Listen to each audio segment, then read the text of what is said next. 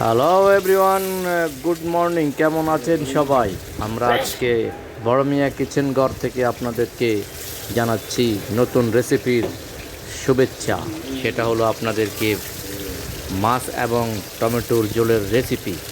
আপনারা দেখতে থাকুন আমাদের আজকের নতুন রেসিপি, আর সাথে সাথে লাইক কমেন্ট শেয়ার করতে ভুলবেন না।